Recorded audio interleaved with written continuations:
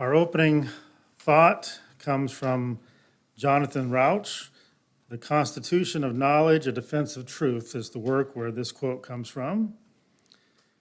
He writes, "Minorities are always better off in a culture which protects dissent than in a culture which protects us from dissent." A slight change in our bulletin today. Our next reading I changed because I came across what I thought was a better reading since I put together the information for the bulletin. So our first reading is actually coming from Diana Eck. Diana Eck, What is Pluralism? From the Pluralism Project at Harvard. Diana Eck writes, "How do we all live together in this society of increasing diversity? That's a critical question of our time, especially in the United States, where religious and cultural diversity are present as never before. Encountering that diversity is pluralism. Pluralism isn't just the fact of diversity, but how we respond to it. First, pluralism is not diversity alone, but the energetic engagement with diversity. Second, pluralism is not just tolerance, but the active seeking of understanding across lines of difference. Third, pluralism is not relativism, but the encounter of commitments. Fourth, pluralism is based on dialogue. The language of pluralism is that of dialogue and encounter, give and take, criticism and self-criticism. Dialogue means both speaking and listening, and that process reveals both common understandings and real differences. Dialogue does not mean everyone at the table will agree with one another. Pluralism involves the commitment to being at the table with one's commitments." Our next reading is from Eboo Patel, from Where Islam and America Meet. Patel writes, "Religious pluralism is neither mere coexistence nor forced consensus. It is a form of proactive cooperation that affirms the identity of the constituent communities while emphasizing that the well-being of each and all depends on the health of the whole. It is the belief that the common good is best served when each community has a chance to make its unique contribution." In a society like ours, where we experience deep divisions, there are some who may see pluralism as a problem rather than a strength of our society. Today, I'm going to explore some ways that I think embracing and celebrating pluralism is actually an important part of bringing healing and regeneration to our communities, a way of bringing some community out of the division.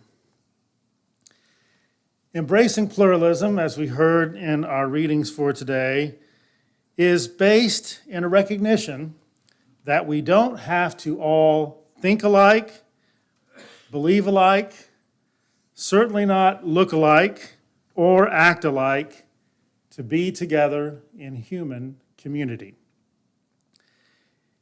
It is the expression of an awareness that communities are more free and more flourishing when everyone is empowered to be fully who they are, as long as they are bringing no harm to others. I think most of us want to be free. I could be wrong, but my sense is, from talking with other people and living with other people, that most of us want to be free. We want to make choices about our own lives, about our own meaning for our lives, about the values that we want to hold for ourselves. We want these things without other people telling us how we should think, how we should believe, or how we should act.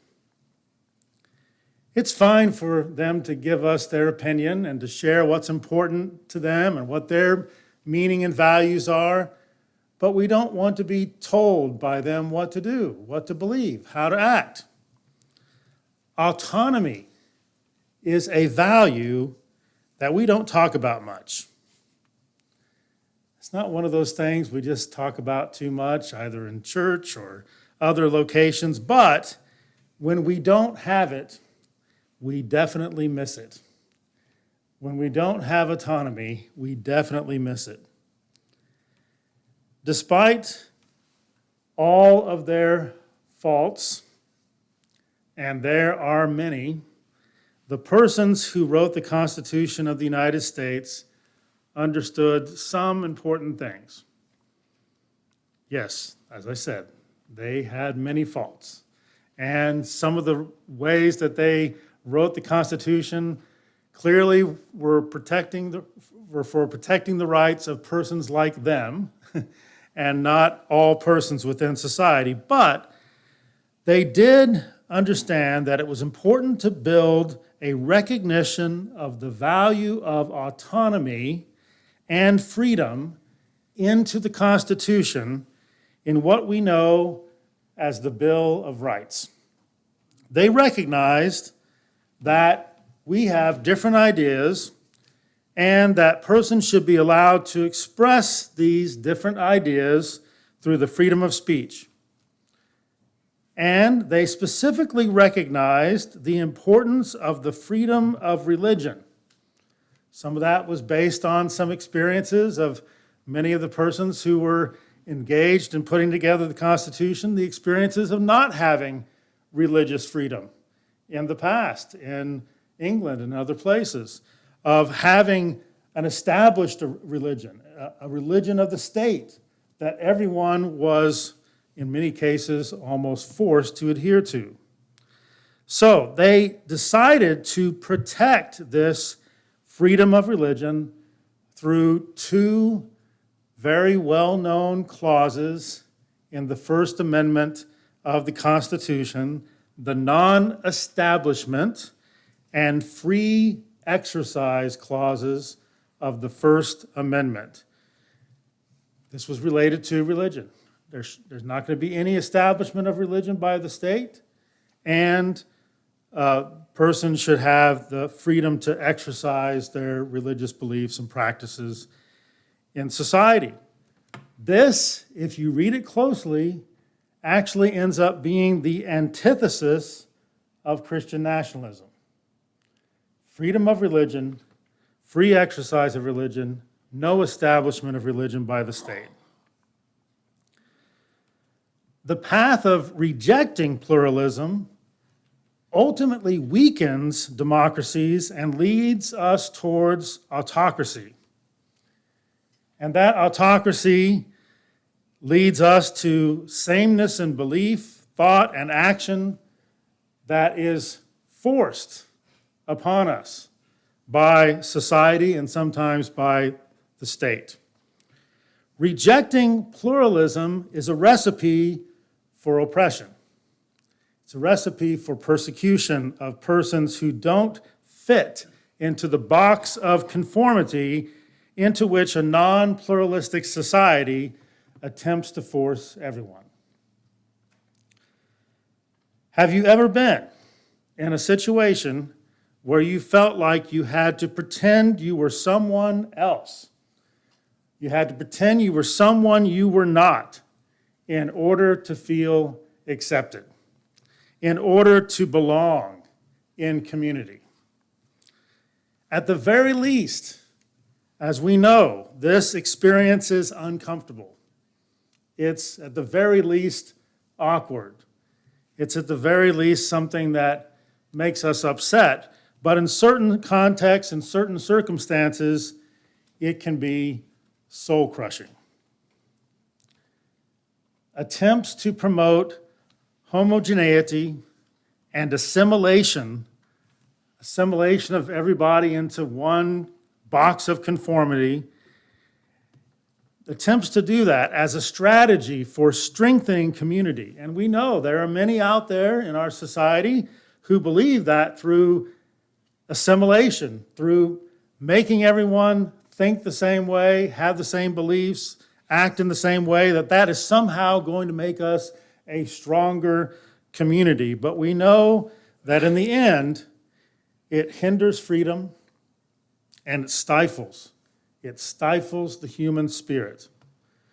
And when you hinder freedom and stifle the human spirit, you're weakening genuine community, not promoting it.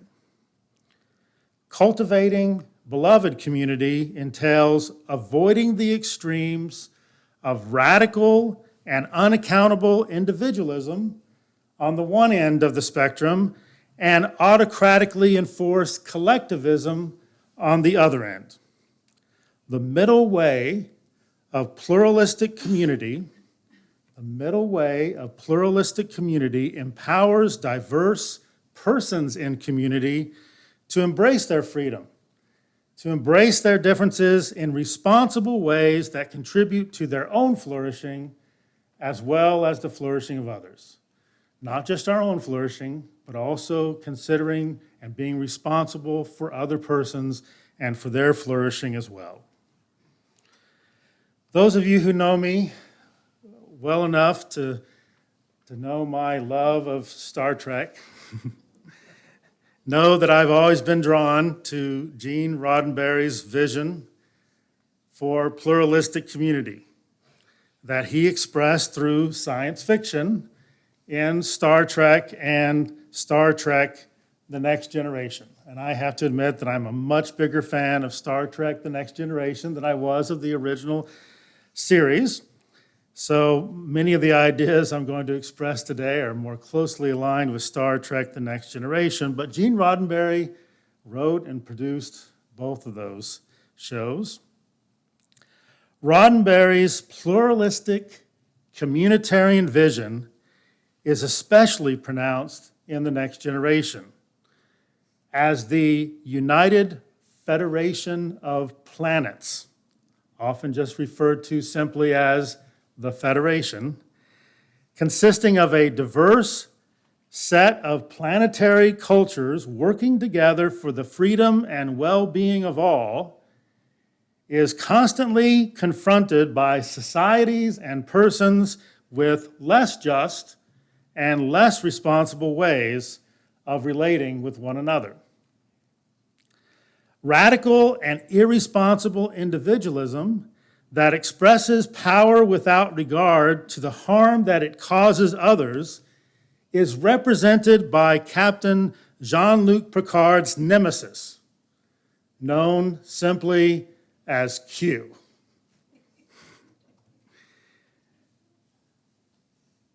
Q expresses an almost unlimited will to power that wreaks havoc on community.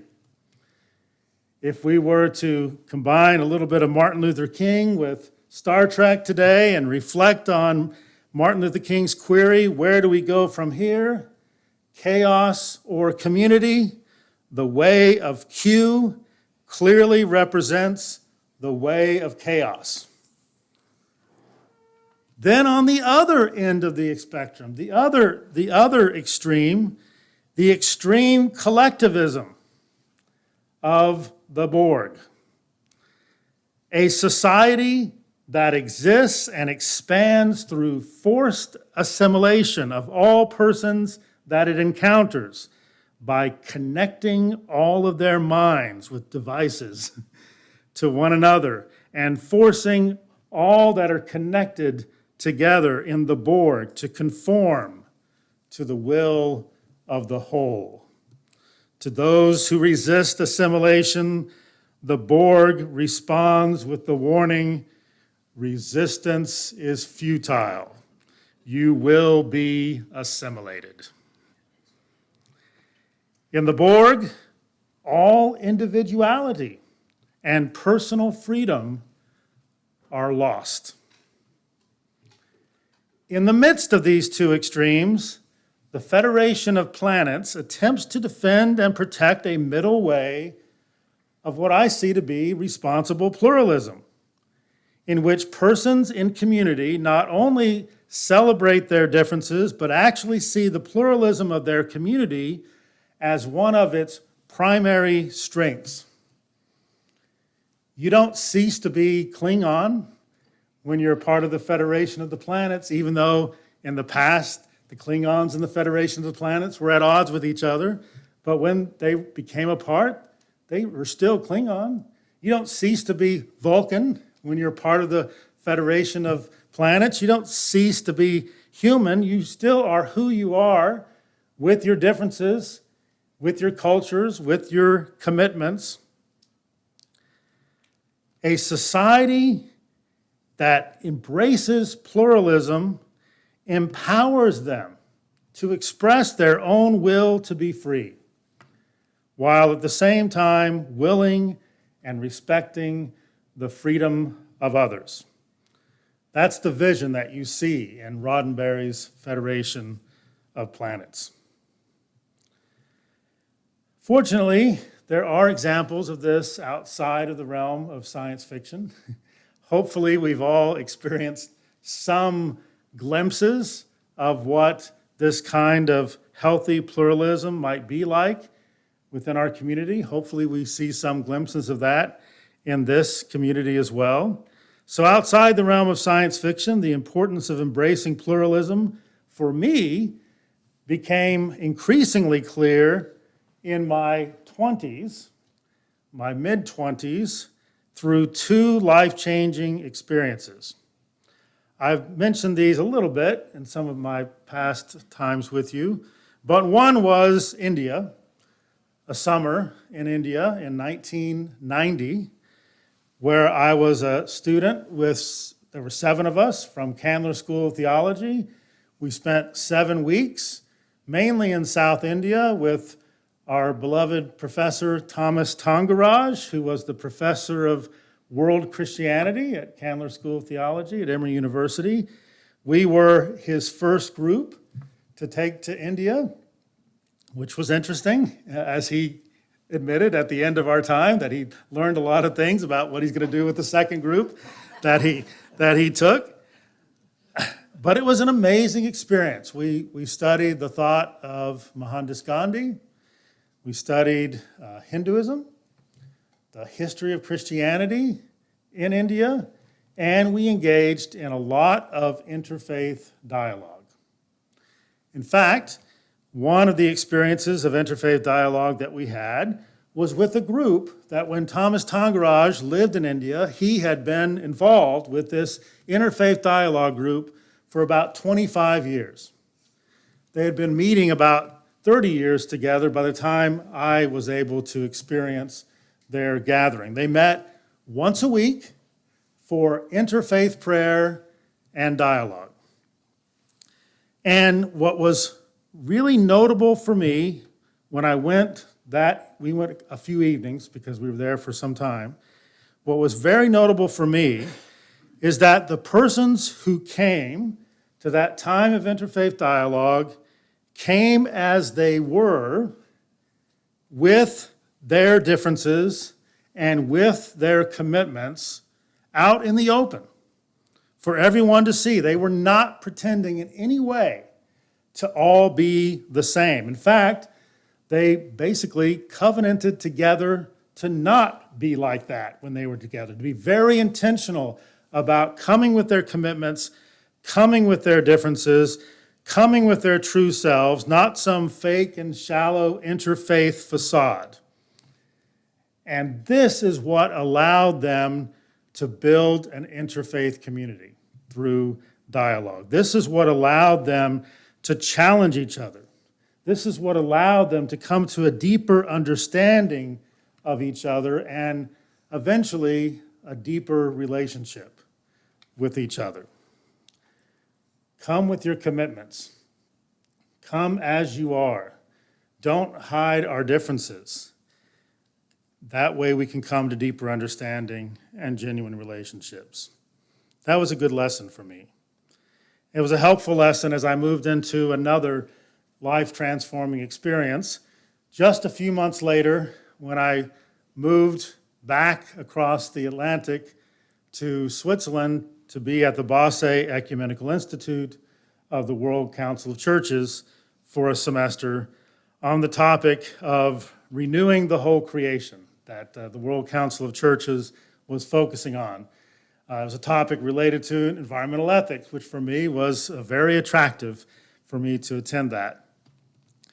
I won't go into too much detail about that experience. I've shared it with some of you before, but needless to say, it was really rough living in a chateau on Lake Geneva with the Alps on the other side of the lake. We had a French cook. It was nice. It was really nice. But the setting was amazing, but we had some difficulties in that community. We were 51 people from 33 different countries, from 15 different Christian traditions. Now, we were all from Christian traditions. And so you would think, we're all Christian, it's going to be easy to get along, right? We're going to have similar ideas, similar commitments, similar beliefs, similar worship styles.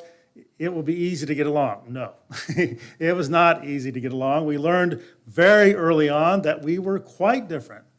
Some of us believed in open communion. Some of us didn't think that there was open communion, and so we couldn't share communion together as a full community. Some had very different views about the nature of worship. It's not something you simply make up or put together each week. It's something that comes to you down from the ages, from the early church. They would call them fathers. So we had very different views, and that came across very early. And for the first month or so, it was tense. We lived into some of the tension of those differences, not just different religious views, but different cultural views and other differences. But it was because of those differences, because we shared those differences, we're open about those differences, and we're confronting those differences together, that over time we were able to build, I think, more genuine community, more beloved community. We were able to talk through those differences, work through those differences, be with each other fully in the midst of those differences, and eventually we began to celebrate those differences. And by the time we ended that 5 months of experience together, that was one of the deepest and most meaningful experiences of intentional community that I had ever experienced in my life. And I'm still connected to many of those persons who were part of the Basel Ecumenical Institute, even to this day, thanks to social media. The value of pluralism. The value of pluralism is that we are all encouraged to be true to ourselves, not to be fake, not to hide our differences. We're encouraged to have the freedom to create our own meaning, to create our own values while respecting the freedom and rights of others to do the same. Embracing pluralism alone is not going to get us there.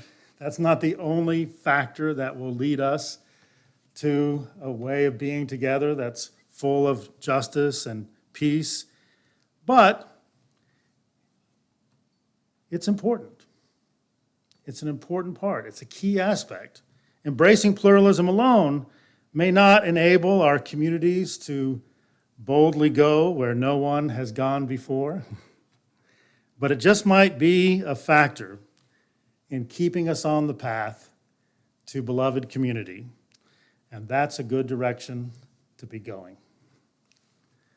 Our closing thought comes from Andrew Sullivan he's writing in the Daily Dish of Modern Faith. Sullivan writes, "I like the pluralism of modernity. It doesn't threaten me or my faith, and if one's faith is dependent on being reinforced in every aspect of other people's lives, then it is a rather insecure faith, don't you think?"